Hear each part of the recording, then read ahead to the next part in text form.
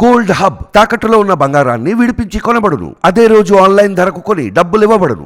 గీత గారు, ఢిల్లీలో డొంక కదిలిస్తే ఇక్కడ కవిత గారు ఇరుక్కున్నారు. కవిత గారి డొంక కదిలిస్తే అటు ఏపీ ఇరుక్కుంది అంటున్నారు. ఇది ఎంతవరకు వాస్తవం అంటారు? అంటే లిక్కర్ సేవలో చూస్తుంటే రోజుకు ఒక మలుపు తిరుగుతుందమ్మా. మనం ఫస్ట్ నుంచి కనుక చూసుకుంటే క్రేజీ వాళ్ళు కూడా అరెస్ట్ అయ్యారు. అందరికీ చూసాము. మన సీఎం, మన ఢిల్లీ సీఎం గారు కూడా, ఆయన కూడా తిహార్ జైల్లో ఉండటం చూసాము. అంతకుముందు కూడా మన జగన్మోహన్ రెడ్డి గారి పార్టీ వైసీపీ, ఇప్పుడు ఉన్న ప్రజెంట్ పార్టీ రూలింగ్లో ఉన్న పార్టీ ఏపీలో విజయసాయి రెడ్డి గారి అల్లుడు కూడా శరత్ చంద్రారెడ్డి గారు కూడా అరెస్ట్ అవ్వటం కూడా చూసాము. కాకపోతే ఆయన అప్రూవల్గా మారిపోయారు. తెలివిగల వాళ్ళు అప్రూవల్గా మారిపోయారు. ఆయన బెయిల్ తీసుకొని బయటకు వచ్చారు. ఎందుకంటే అప్రూవల్గా అయితే బెయిల్ ఇస్తారు. బెయిల్ కూడా పూచీకత్ అని కొంచెం బయటికి వెళ్ళకూడదు, మాకు చెప్పి వెళ్ళాలి, కొంచెం రూల్స్ అయ్యి పెడతారు చట్టపరంగా, లా ప్రకారంగా. అవి అమలు తీసుకొని వచ్చారు ఆయన బయటికి.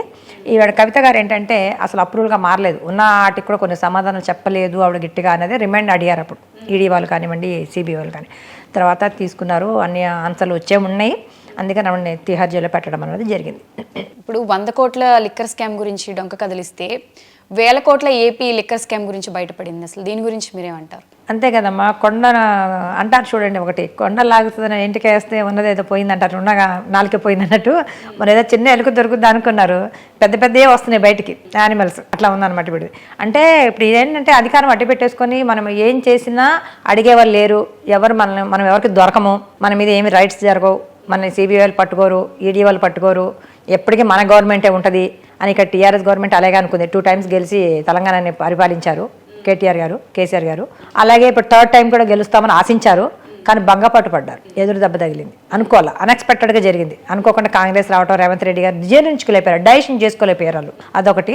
అక్కడ చూస్తేనేమో వాళ్ళు కూడా అలాగే బిహేవ్ చేస్తున్నారు. వైసీపీ గవర్నమెంట్ మేము ఏం చేసినా రూలింగ్ మాదే, నెక్స్ట్ ఎలక్షన్ కూడా మేమే వస్తాము అని. అది తర్వాత, అది వస్తుందో రాదో తర్వాత, వస్తే మంచిదే, రాకపోతే వేరే వాళ్ళు వచ్చినప్పుడు మళ్ళీ వీళ్ళు జైలుకి వెళ్ళాల్సి. ఇప్పుడు ఎవరంటే ఇప్పుడు మేము అపోజిషన్గా ఉన్నప్పుడు, రూలింగ్లో ఉన్నప్పుడు అపోజిషన్ వాళ్ళని తీసుకెళ్ళి జైలు వేస్తున్నారు. వాళ్ళ రూలింగ్లోకి వస్తే అపోజిషన్కి వీళ్ళు వెళ్తే వాళ్ళ మీద కేసులు వేస్తున్నారు. ఇప్పుడు ఇలాగే ఉంది. పొలిటికల్ అంతా వాటి మధ్య తిరుగుతున్నాయి. ఒకరి మీద ఒకరి కక్షలు తీర్చుకుంటానికి జైలుకి కానీ ఈడీలు అని అదే వేసుకున్నాం. కానీ నిజాలు ఏంటంటే మనం మాట్లాడుకొస్తుంది వాళ్ళ దగ్గర పక్కా ఆధారాలు అయితే ఉన్నాయమ్మా. ఈడీ దగ్గర కానివ్వండి, సిబిఐ వాళ్ళ దగ్గర కానివ్వండి, ఏం లేకుండా మాత్రం వాళ్ళు వచ్చి ముట్టికి అరెస్ట్ చేయరమ్మా. అది చాలా పెద్ద డిపార్ట్మెంట్స్. వీళ్ళు కూడా పెద్ద వాళ్ళే కదా, రాజకీయ నాయకులు ఊరుకుంటారమ్మా. తీసుకెళ్ళి వేస్తే లోపల వాళ్ళ మీద మళ్ళీ పెద్ద కేసులు అవుతాయి, పెద్ద గొడవలు అవుతాయి. అందుకని వాళ్ళ దగ్గర అన్ని పక్కా ఆధారాలు తీసుకొని, అన్ని ఎంక్వైరీలు చేసుకొని, అన్ని చూపించి ఎవిడెన్స్ వాళ్ళని అరెస్ట్ చేయడం జరిగింది. కవిత గారిని కూడా అలాగే అరెస్ట్ చేశారు. ఇక్కడ అరెస్ట్ చేస్తే ఆ రోజు కేటీఆర్ గారు కూడా చాలా సీరియస్ అయ్యారు. వాళ్ళ అన్నయ్య గారు అరెస్ట్ చేస్తున్నారు ఏంటి అది అని. లేదు, అన్నీ చూపించామని చెప్పి వాళ్ళ హస్బెండ్ కూడా ఇన్ఫర్మేషన్ ఇచ్చి అరెస్ట్ చేశారు. ఆయన కూడా సీరియస్ అయ్యారు కాబట్టి బంజారా హిల్స్ హైదరాబాద్లో కూడా కేటీఆర్ గారి మీద కూడా పోలీస్ స్టేషన్లో కంప్లైంట్ ఇచ్చారు. అది అలా చేయకూడదు, ఎప్పుడు రూడ్గా మాట్లాడకూడదు. ఎందుకంటే వాళ్ళు పెద్ద ఆఫీసర్స్, వాళ్ళకి మనం రెస్పెక్ట్ ఇవ్వాలి. వాళ్ళు ఉట్టిగా వచ్చి ఎవరిని పడుతుంది నన్ను తీసుకెళ్తారు ఈడీ వాళ్ళు కానీ, సిబిఐ వాళ్ళు కానీ. నేనేం చేశాను? ప్రజల మనిషిని, నా డబ్బులతోనే తిరుగుతున్నా కానీ ఏం లేదు. అట్లా సిన్సియర్గా ఉండాలి. ఎవరి కాళ్ళకి మనసుకు ఉండాలి. మేము సిన్సియర్గా ఉన్నాము, ప్రజల డబ్బులు తినకూడదు, పాపం వాళ్ళకి ఖర్చు పెట్టాలి అనేది ఉండాలి. నిజంగా ప్రజల డబ్బు ప్రజలకే ఖర్చు పెడితే కనుక అసలు ప్రజలకు సమస్యలే ఉండవమ్మా. కానీ డబ్బులు 1000 కోట్లు నొక్కేస్తున్నారు. నొక్కేది కాక ఈ లిక్కర్ స్కామ్ అని తీసుకెళ్ళి ఢిల్లీలోనే పెట్టేశారు దుకాణం. మీరు ఇంత అమ్ముకోండి, ఇంత మార్జిన్లు అని చెప్పేసి కొత్త పాలసీలు తీసుకొచ్చి ఇంత అమ్ముకోండి అని చెప్పి కవిత గారు ఇన్వాల్వ్ అయిపోయి మొత్తం సౌత్ ఇండియాకి మెయిన్ హెడ్ ఆవిడేనంట, క్వీన్ మహారాణి. ఆడపిల్ల, ఒక మహిళ అయ్యి లిక్కర్ సెమ్లో ఆవిడ ఒక లేడీ అలా ఉందంటే ఆడపిల్లలకి, ఎంత మహిళలకి నిజంగా చాలా సిగ్గుసేటమ్మా. మహిళలు ఇలాంటి వాళ్ళు కూడా ఉంటారా అని అనిపిస్తుంది. 100% దీన్ని మేము ఖండిస్తున్నాం ఆ పార్టీ నుంచి. కాబట్టి ఏదేమైనా కూడా చాలా దురదృష్టకరమైన సంఘటన. ఇలాంటి ముందు జరగకూడదంటే ఎవరు తప్పు చేసినా సరే, ఏ పార్టీ వాళ్ళు ఉన్నా సరే, ఈడీ వాళ్ళకి ఒకటే చెప్తున్నాను నేను, సిబిఐ వాళ్ళకి ఒకటే చెప్తున్నాను, న్యాయస్థానాలను కూడా కోరుకుంటున్నాను, కఠినంగా శిక్షలు వేయండి, తప్పకుండా శిక్షలు వేయండి. బెయిల్స్ ఇవ్వకండి. బెయిల్స్ ఇస్తే బయటకు వచ్చి ఇంకా వేరే వాళ్ళు చేస్తారు, ఏముంది మనం చేయొచ్చు బెయిల్ తీసుకొని అనుకుంటారు. భయం అనేది ఉండాలి.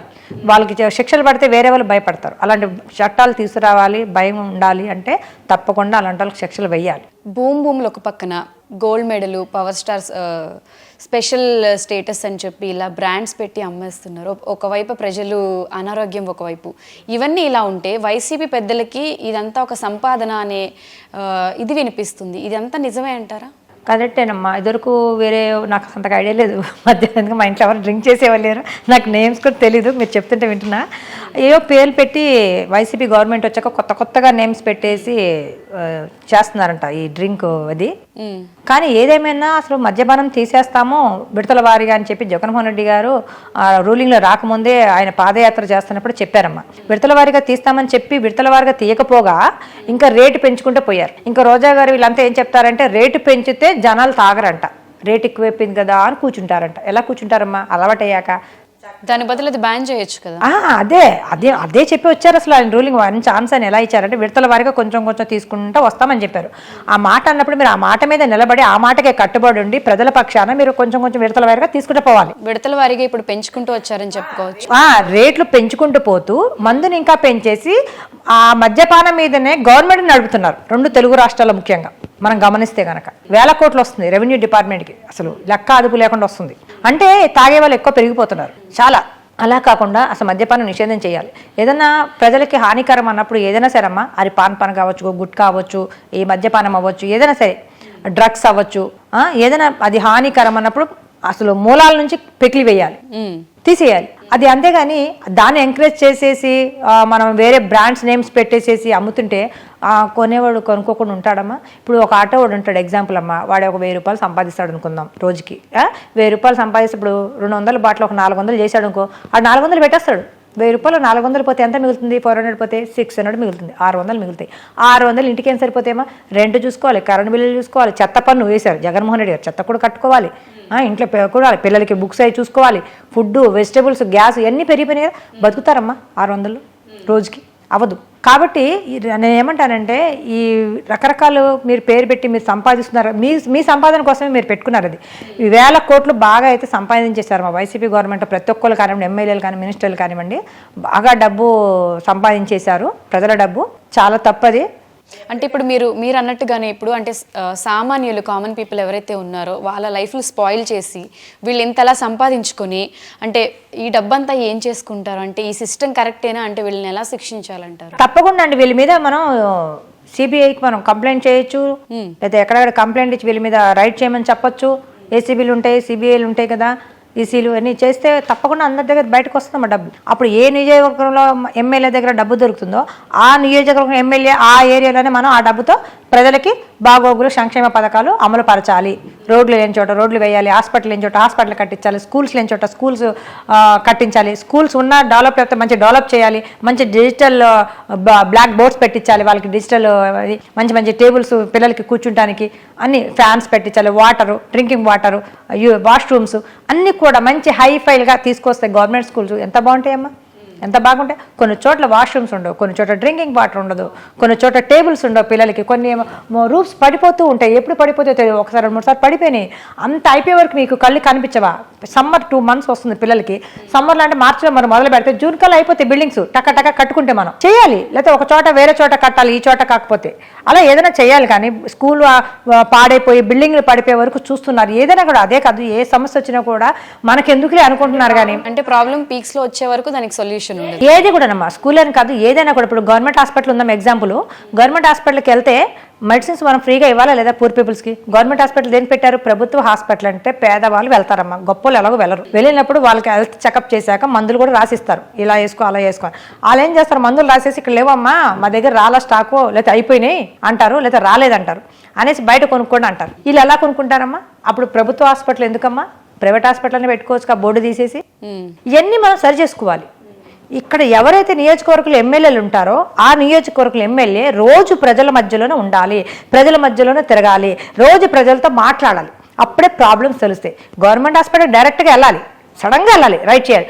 డైరెక్ట్గా వెళ్ళి డాక్టర్లు టైంకి వస్తున్నారు లేదా, సిస్టర్స్ వాళ్ళంతా డైరెక్ట్ కరెక్ట్గా వస్తున్నారు లేదా, మెడిసిన్స్ కరెక్ట్గా అందుతున్నాయి లేవా, మెడిసిన్స్ ఎందుకు రావట్లా, వస్తే వీళ్ళు అమ్ముకుంటున్నారా ఏంటి, వెంటనే ఎప్పటికప్పుడు చర్యలు తీసుకోవాలి. డాక్టర్స్ డిస్మిస్ చేసేయాలి, డాక్టరేట్ పట్టా తీసి పడేయాలి, మళ్ళీ వాడికి పనిష్మెంట్ ఇవ్వాలి, కేసు పెట్టాలి. ఇలా గనక గట్టిగా గనక చేస్తే గనక ప్రజలు సుఖశాంతులతో ఉంటారు, చాలా సంతోషంగా ఉంటారు, అన్నీ బాగుంటాయమ్మా. అది లేదు, అదే బాగా లోపించింది. అది ప్రజలు కూడా గమనించి ఈ ఎలాగో చంద్రబాబు గారి పరిపాలన చూసి విసిగిపోయారు, జగన్మోహన్ రెడ్డి గారి పరిపాలన చూసి విసిగిపోయారు. ఛాన్స్ అన్నారు, వచ్చారు, నెత్తినెక్కారు, డబ్బు సంపాదించుకున్నారు. ఇవన్నీ వద్దు. ఒక్కసారి జేడీ లక్ష్మణ్ గారిని 100% నేను మనసారా చెప్తున్నాను, నమ్మండి. నేను మీ ఛానల్ ద్వారా ఒకటే రిక్వెస్ట్ చేస్తున్నాను, నమస్కరించి 5 కోట్ల ప్రజల్ని కోరుకుంటున్నా, జై భారత్ నేషనల్ పార్టీకి నమ్మి ఓటు వేయండి. మీ నమ్మకాన్ని మేము ఓము చేయము, మీ నమ్మకాన్ని మేము నిలబెట్టుకుంటాము, మీ నమ్మకం తగ్గట్టుగా మేము ఉంటాము. మీకు ఏ సమస్య వచ్చినా మేము ఉంటాము. అర్ధరాత్రి వచ్చి తలుపు కొట్టినా మా ఎమ్మెల్యేలు మీకు సపోర్ట్గా ఉంటాము. ఎందుకంటే మీరు ఓట్లేస్తేనే మేము గెలిచాము కాబట్టి మీకు ఎప్పుడు సపోర్ట్గా ఉంటాము. మీకు కన్నీళ్ళు వస్తే మేము తుడుస్తాము. ఏ బాధలు లేకుండా మేము చూసుకుంటాము. మా గుర్తు టార్చ్ గుర్తమ్మ. తప్పకుండా టార్చ్ గుర్తుకి ప్రతి ఒక్కరు ఓటేసి అఖండ విజయం చేకూర్చాలని నేను మనస్ఫూర్తిగా కోరుకుంటున్నాను. థ్యాంక్ యూ సో మచ్ గీత గారు. థ్యాంక్ యూ అమ్మా.